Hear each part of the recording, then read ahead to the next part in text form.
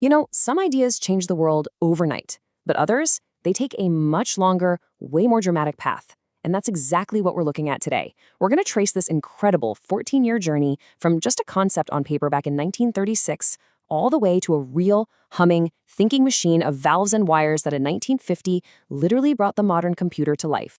So, the whole story really follows this red thread of logic, just like you see here. Think of it as a journey in 4 acts. First, you've got the vision, way back in 36. Then, the proof, which happened during the war. After that comes the blueprint in 1945. And finally, after nearly falling apart, we get to the reality in 1950. So, let's jump in, right at the beginning.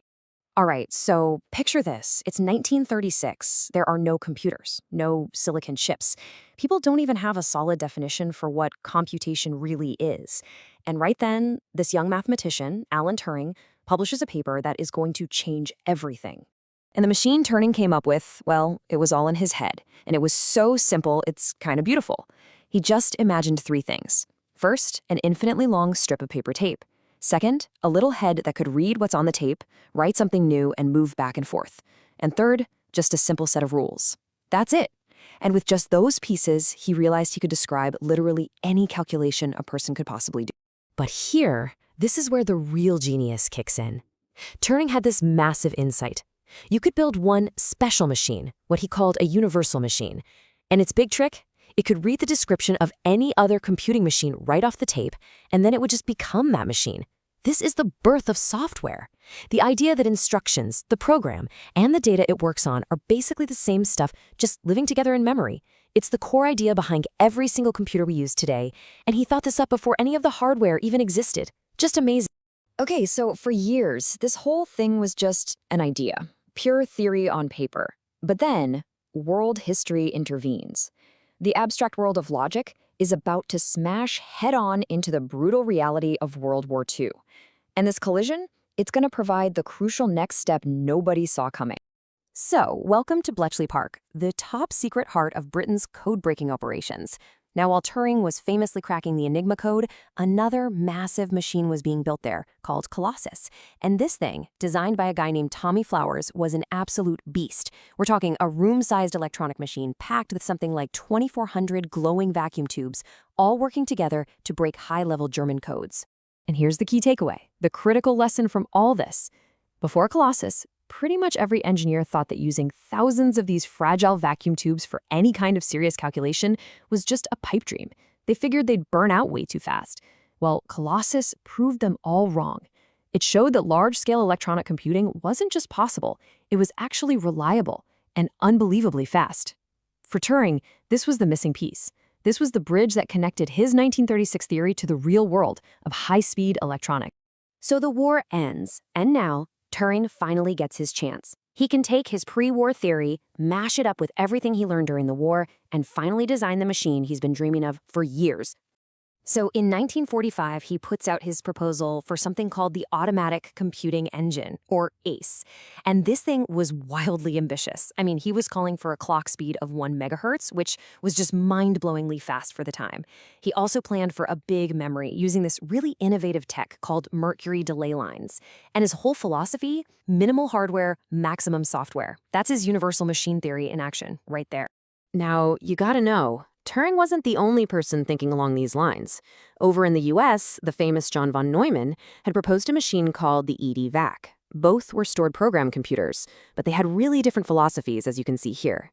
Von Neumann's design was more centralized. Turing's ACE, on the other hand, used a kind of distributed logic that was really optimized for speed.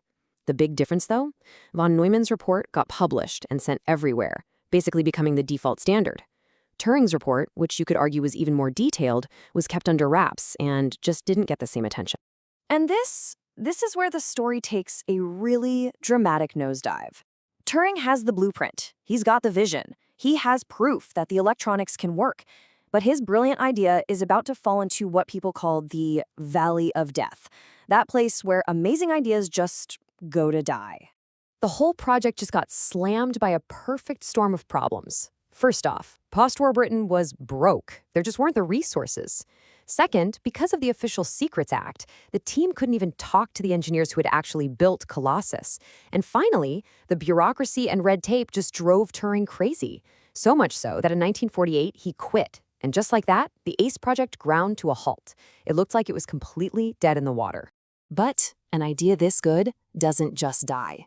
After Turing left, a whole new team of unsung heroes stepped up. They were absolutely determined to pull this project back from the brink.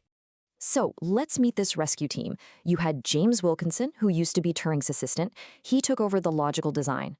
Then there was an American visitor, Harry Huskey, who had this fantastic idea.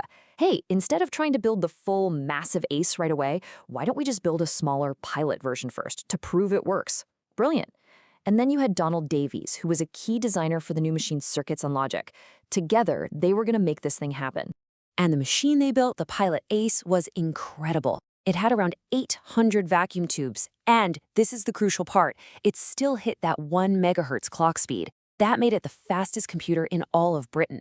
And even though it was just a pilot, this was a fully functional computer that could solve really complex scientific problems, stuff that was just impossible to do by hand. Okay, so how did it store information? This is where things get really, really clever. The Pilot ACE used something called mercury delay lines. Basically, as you can see here, they would take the electrical bits of data and turn them into tiny ultrasonic sound pulses. These sound waves would travel down a long tube filled with liquid mercury. When they got to the other end, they were read, boosted, and sent right back to the start of the tube. So your data, it was literally being stored as a constantly circulating wave of sound. How cool is that? Now, this type of memory created a really unique challenge. The processor couldn't just grab data whenever it wanted.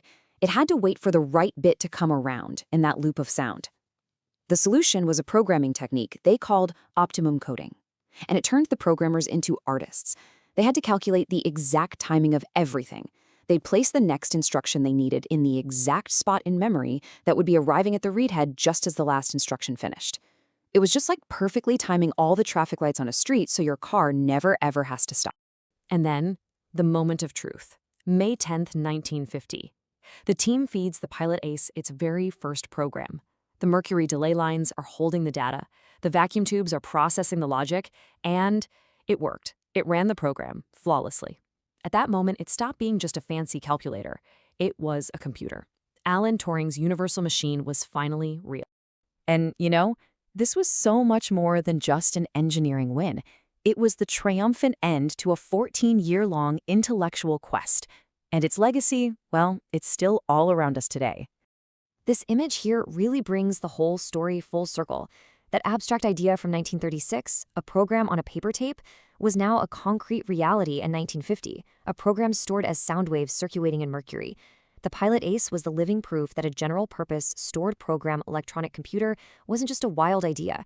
It was real, and it was practical. And man, was it useful. The Pilot ACE got right to work, crunching numbers for vital physics and engineering projects. The team even developed these libraries of reusable code they called bricks, which is basically an early form of modular programming. They even made a program called the JIP, which was kind of like a very, very early version of an operating system. And the Pilot ACE's influence just spread like wildfire. It led directly to a commercial version, the Deuce, a defense version called Mosaic. It even inspired the Bendix G15, which was this cool desk-sized machine that some people call the world's very first personal computer. You can draw a direct line from all of these back to Alan Turing's original vision. So, at the end of the day, even though we all talk about von Neumann architectures, the really fundamental ideas, the idea of software, of a universal machine that can become whatever we program it to be, that all traces directly back to Turing's paper from 1936. So in a very real way, we're all living in the world that Alan Turing first described. Which leaves us with one last fascinating question to chew on. What if history had just played out a little differently? What if Turing's incredibly detailed 1945 report had gotten out there, had been as widely shared as von Neumann's? Would we be sitting here today talking about the Turing architecture inside our phones and our laptops? It's just a powerful reminder of how ideas, timing, and even a little bit of luck can shape the entire world we live in.